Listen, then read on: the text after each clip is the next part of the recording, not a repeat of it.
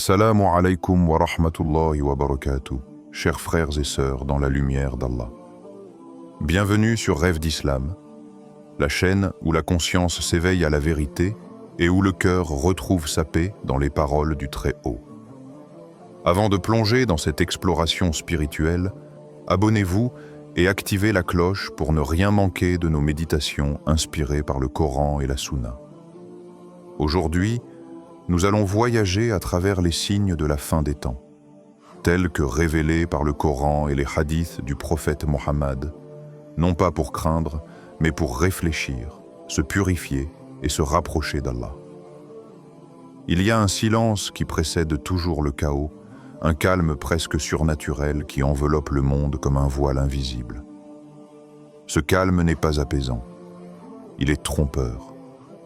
Il s'installe dans les cœurs, dans les rues désertes des villes où le bruit quotidien s'efface soudainement, dans les regards des hommes et des femmes absorbés par des routines qui semblent familières, mais qui cachent un déséquilibre intérieur.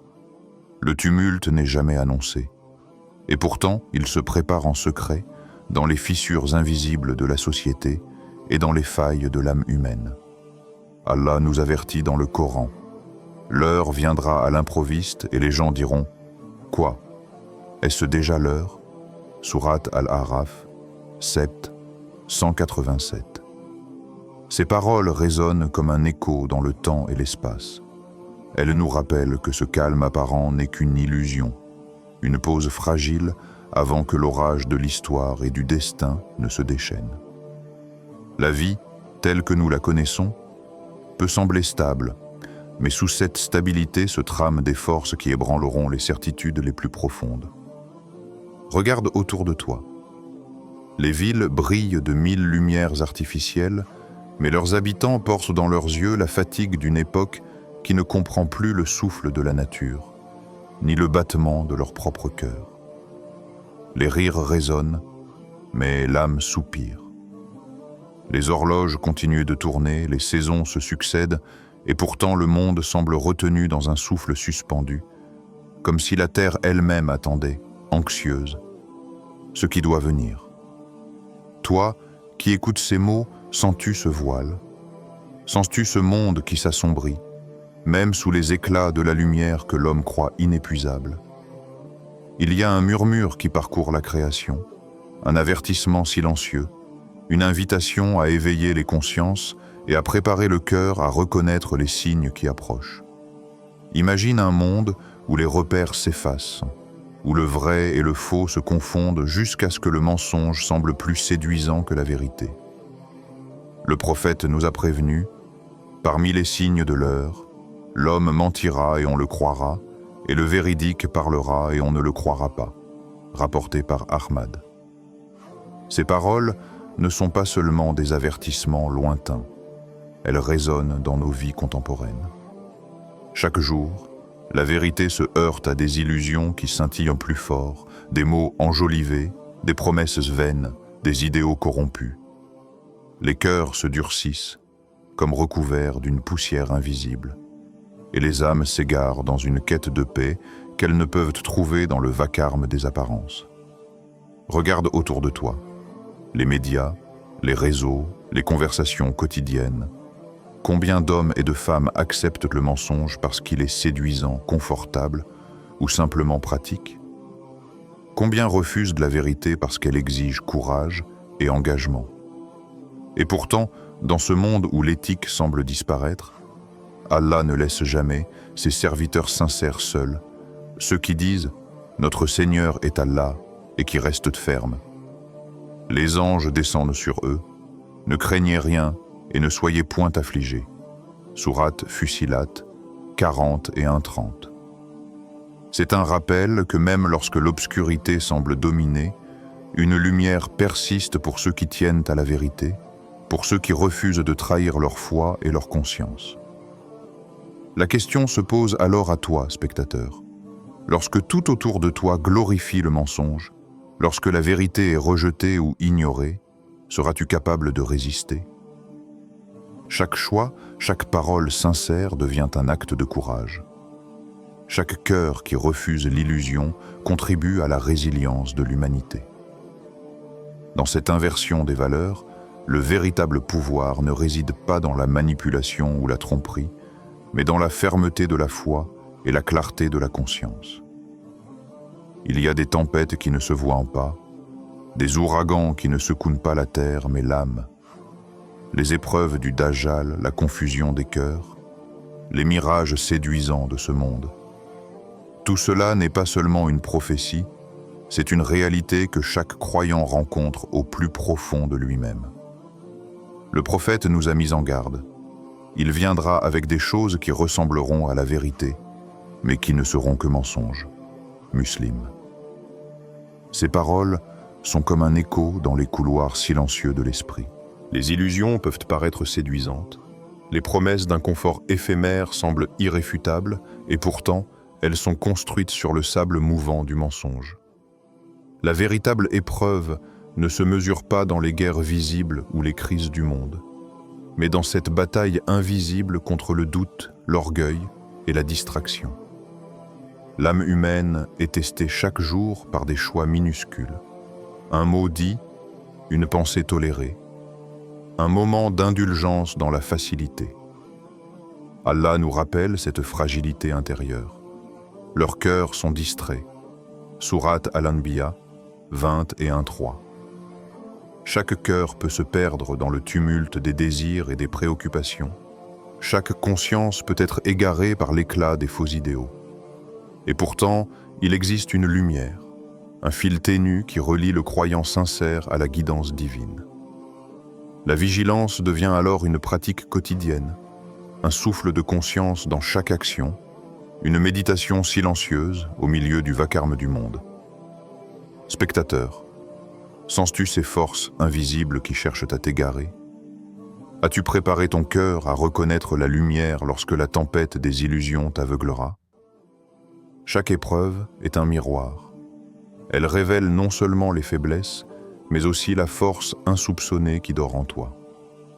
La foi, ici, n'est pas une protection contre le monde extérieur, mais une lumière qui illumine ton intérieur, permettant de discerner le vrai du faux et de rester ferme lorsque tout semble vaciller autour de toi. Regarde autour de toi. Des gratte-ciel de verre et d'acier perçant le ciel. Des lumières artificielles scintillent comme des étoiles volées. Les villes brillent et pourtant, une étrange obscurité enveloppe les âmes de leurs habitants. La gloire, les richesses, la célébrité, tout est devenu un culte.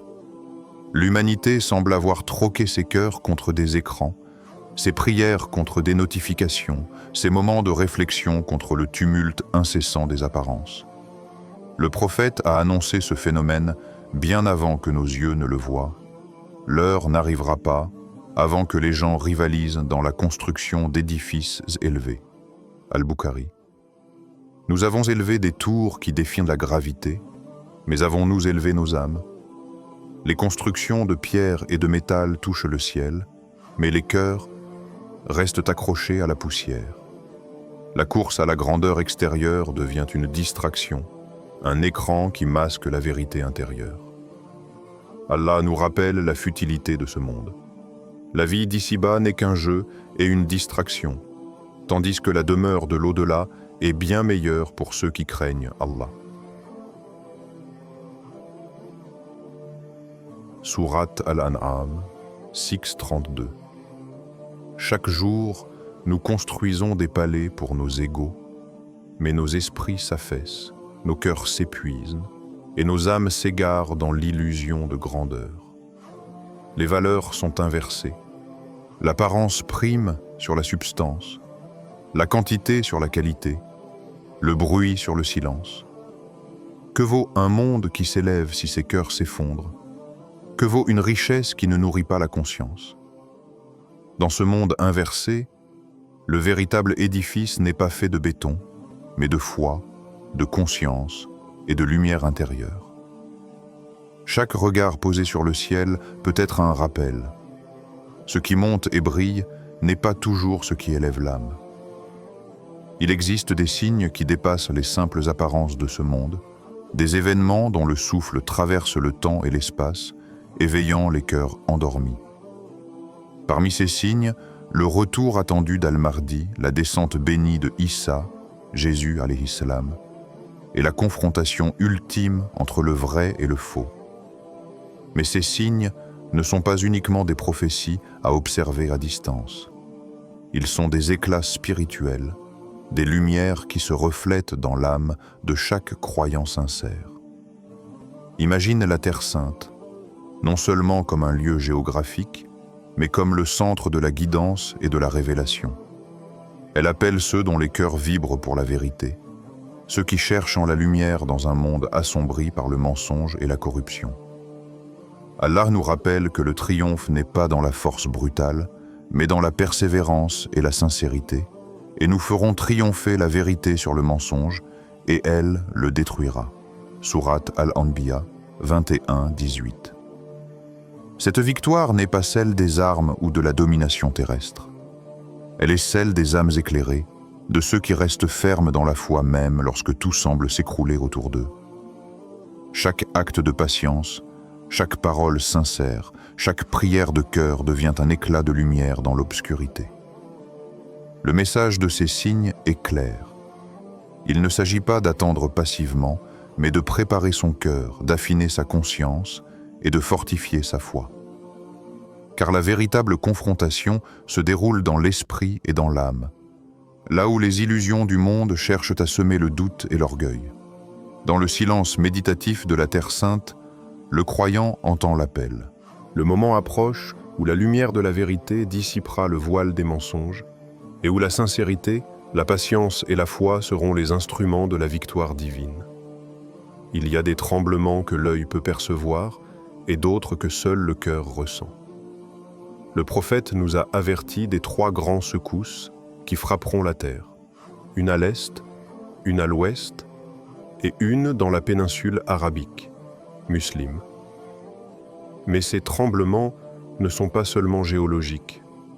Ils sont comme des souffles puissants de la création, un langage silencieux que la terre utilise pour réveiller ceux dont les cœurs sont endormis.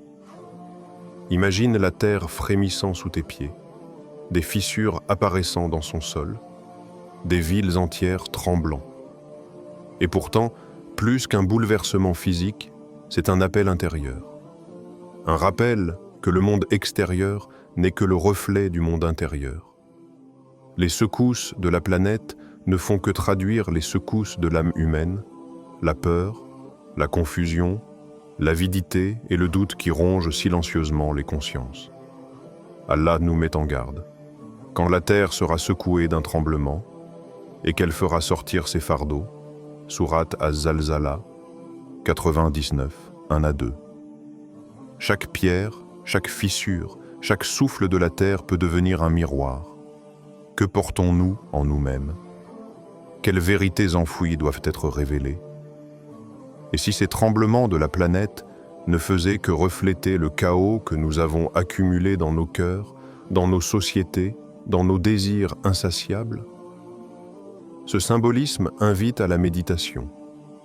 Observer le monde avec conscience, ressentir ses secousses comme un éveil, écouter la voix de la terre comme un avertissement, et préparer l'âme à se tenir ferme lorsque tout semble vaciller.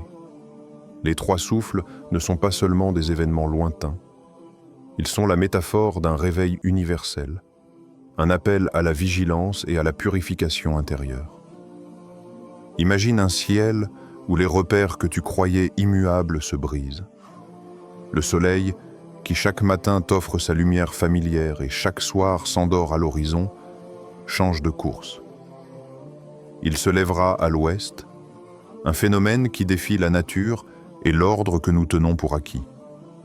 Ce n'est pas seulement un événement céleste, c'est un avertissement divin, un rappel que même les lois apparentes de l'univers sont subordonnées à la volonté d'Allah. Le prophète nous a prévenus de ce signe majeur. Lorsque ce renversement se produira, le repentir ne sera plus accepté. Les portes de la miséricorde se fermeront pour ceux qui n'ont pas cru auparavant, pour ceux dont le cœur n'a pas été préparé à la vérité.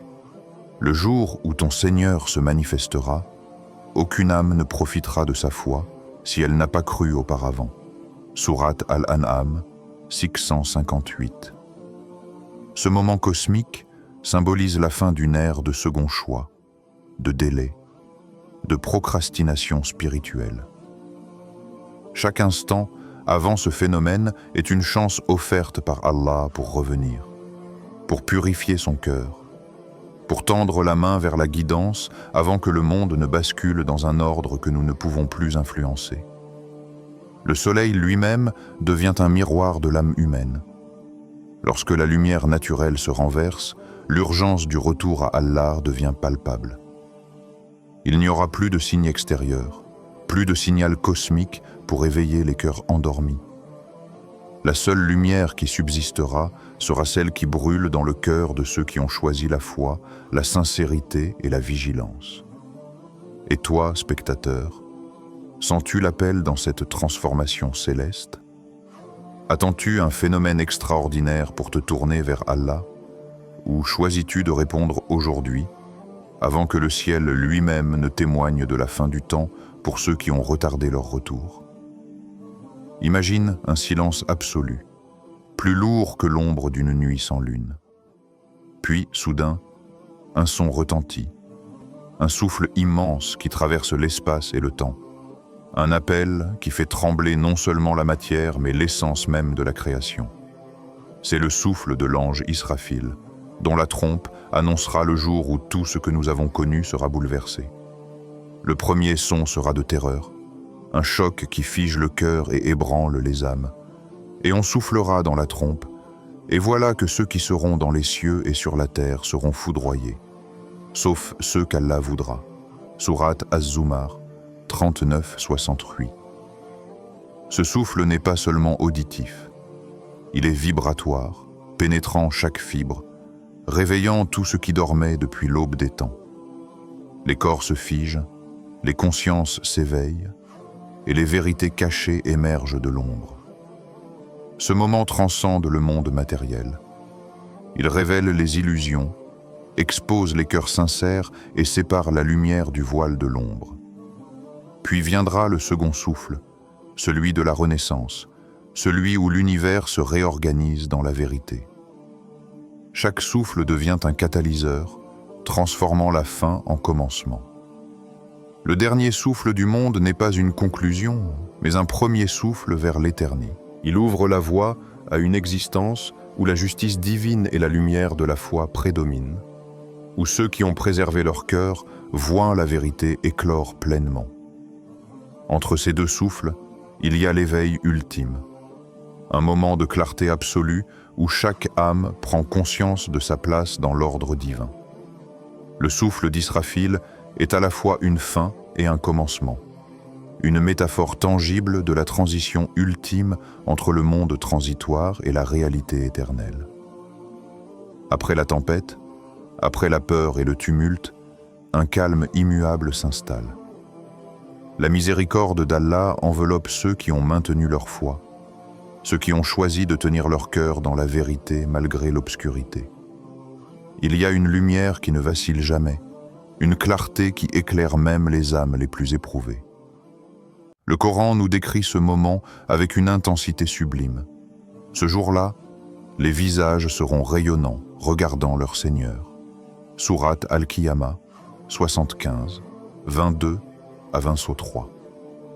Ces visages illuminés ne reflètent pas seulement la joie, mais l'accomplissement de la foi, la plénitude de l'âme qui a résisté aux épreuves et a gardé le lien avec le Créateur. La peur laisse place à la paix, le doute à la certitude, et chaque cœur devient un miroir de la lumière divine. Ce n'est pas une fin, mais le commencement de la vérité absolue. Chaque souffle, chaque regard, chaque pensée devient un acte de communion avec la lumière éternelle. Les âmes apaisées, celles qui ont accepté la guidance et cherché la proximité d'Allah, entendent cet appel doux et profond. Ô toi, âme apaisée, retourne vers ton Seigneur, satisfaite et agréée. Sourate Al-Fajr, 4:29. 27 à 28, dans ce voyage, Rêve d'Islam devient plus qu'une chaîne. C'est un compagnon pour l'âme, une invitation à la méditation, à la réflexion et à la purification intérieure. Chaque instant peut devenir une porte vers Allah.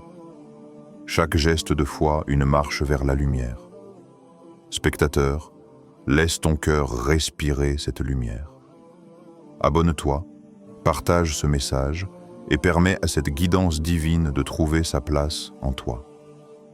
Wa assalamu alaykum wa rahmatullahi wa barakatuh.